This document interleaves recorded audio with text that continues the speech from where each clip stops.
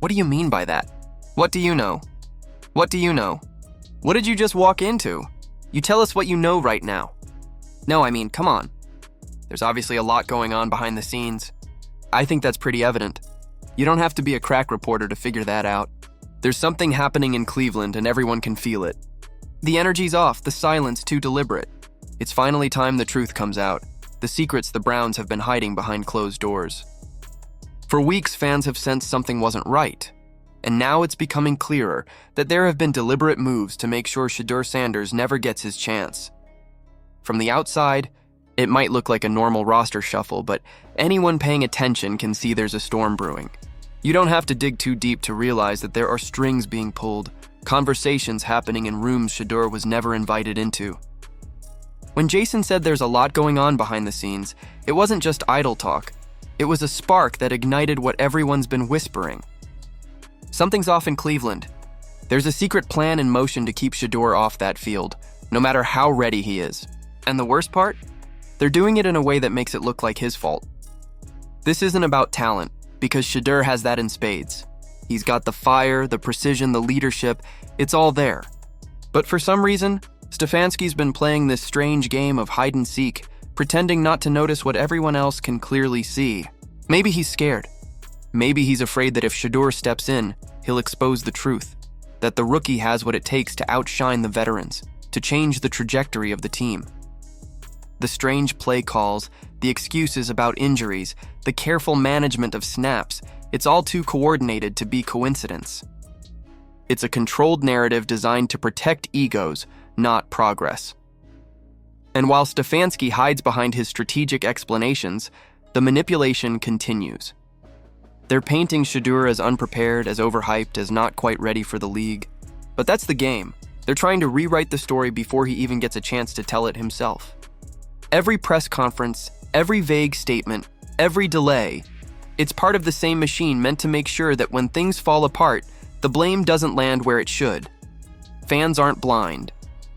They're connecting the dots, watching as the same patterns repeat. And now, with the announcement that Dillon Gabriel will be under center, it's all but confirmed. This was never about competition. It's about control. It's about keeping power where it already sits, about silencing a rising star before he becomes too big to ignore. Stefanski's decision screams fear. Fear of disruption, fear of embarrassment, fear of change. He's clinging to the safe choice instead of the right one. But deep down, Cleveland knows what's happening. They're watching their future being benched by politics, not performance. The irony is that Shedeur's been doing everything right. While the organization works to keep him quiet, he's out in the community doing what real leaders do. He's not hiding in luxury boxes or running PR appearances. He's in the trenches, in the real Cleveland. Visiting schools, showing up for kids who need to see someone like him, someone who made it out and came back. That's what separates him. He's not waiting for a marketing campaign to tell him to care.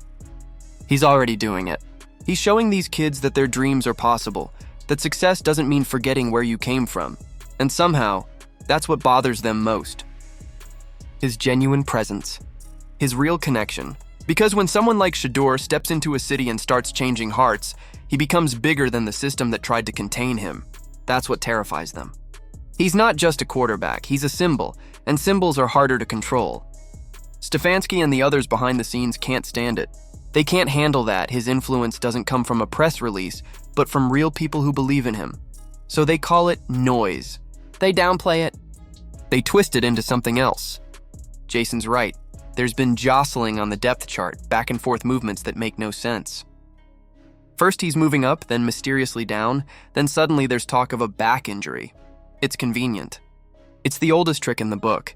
Create confusion, flood the story with small distractions, and label it all as noise so the real questions get buried. But people are starting to see through it. Every time Shedeur gains momentum, something unexpected happens to slow him down. It's too consistent to be random. They want to frame him as fragile or unready, but all they're doing is proving their own insecurity. Because the truth is, Shedeur's presence changes the room. He brings an energy that challenges the status quo, and that's what scares them. He represents everything that can't be coached. Natural talent, real charisma, and an unfiltered connection with the fans.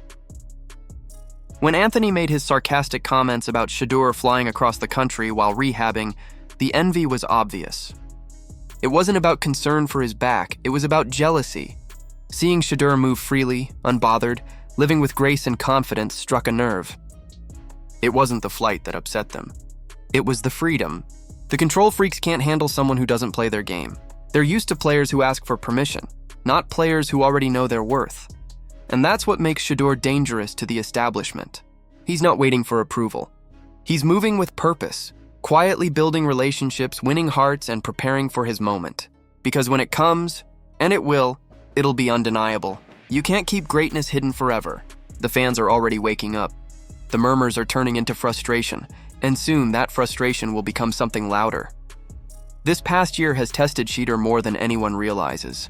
The journey hasn't gone how he imagined. From the moment he entered the league, expectations were sky high. He dreamed of leading, of showing the world what he could do. Instead, he's had to navigate politics, mixed messages, and a system built to suppress individuality. It's the hardest kind of battle, the one fought not on the field, but in the shadows. But here's the thing, no amount of manipulation can erase talent. And now the cracks in the Browns' facade are starting to show.